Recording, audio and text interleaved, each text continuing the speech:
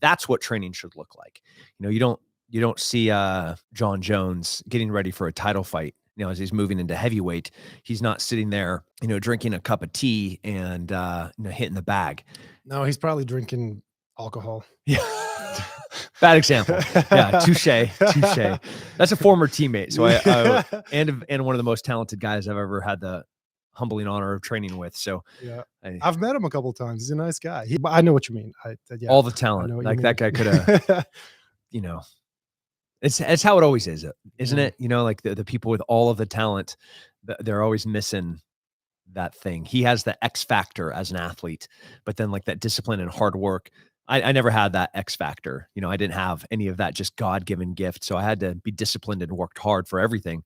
And not that he doesn't work hard, but like him, Anderson Silva, Muhammad, Connor, like Connor's another great example. Like he has all the gifts, but then squanders them with behavior and lifestyle. Yeah. He went mad after he won that second title and got that Money Mayweather money. Yeah. He became a different person. And that's what makes somebody like Khabib so special, because in spite of all the fame and the fortune, he's on a mission. Yeah. And he does not deviate from the course. No. Did you hear him last week? Somebody was asking him about his, he has a pretty incredible stable of fighters right now that are performing well.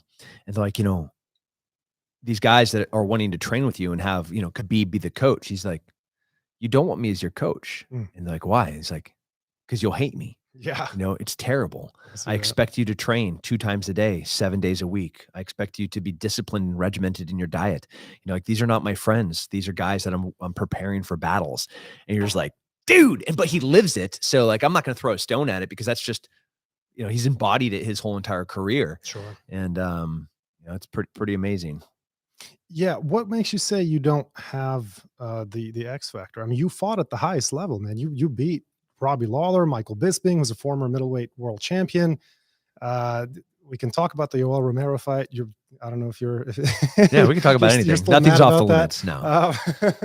I mean, but you've competed at the highest level. So is what you're saying, like John Jones can show up to a fight hungover and still win? Yeah. Like he did against Gustafsson? Yeah, he did. But if you showed up hungover, you may not. I had a bad night's sleep against Jacare. Okay. And it was like a nail biter, lost a split decision for a world title. I had a bad night's sleep. Jeez. Like I worked so hard. I totally overtrained.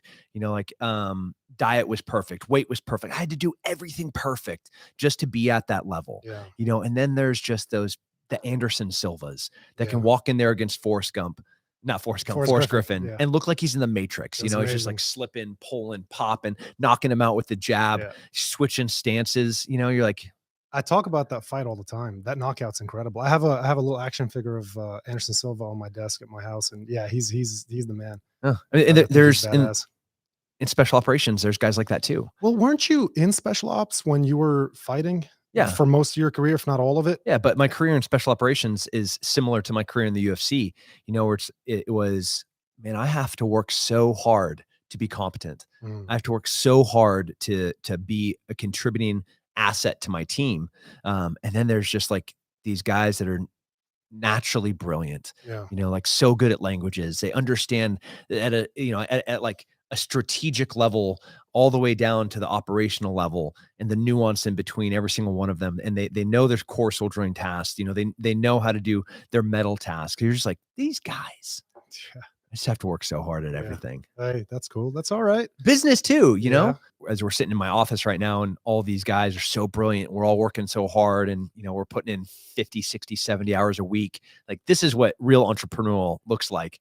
I wish I could just be like, yeah, you got to work. Cashed in on crypto. Well, I always see, I follow you on Instagram and I always see that you're doing something all day long. Like from 6 a.m, you've got posts coming out. My last call last night was at 11 p.m. Oh man. Yeah. You're and my first workout yesterday was at 5:30 a.m. Ooh. I made kit breakfast for my kids at 7:30 a.m. And I drove them to school at 8:30 a.m. Then I had my second training session at 9:30 a.m. with the Danaher team, the best team on the planet. Sure. Got done with that at 10:40. Or no, that was 8:30 to 9:30 after. Then from meetings from 10:30 to noon, literally there was back to back from 5:30 a.m. until 11:30 last night.